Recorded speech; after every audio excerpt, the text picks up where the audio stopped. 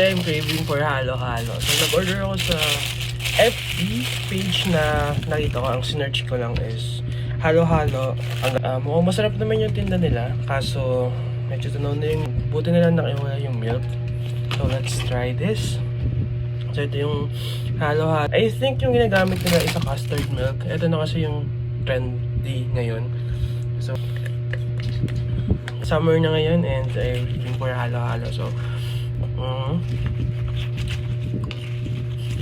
okay. Sarap. This cost 80 pesos, 40 pesos delivery fee. Taste, sobrang sarap.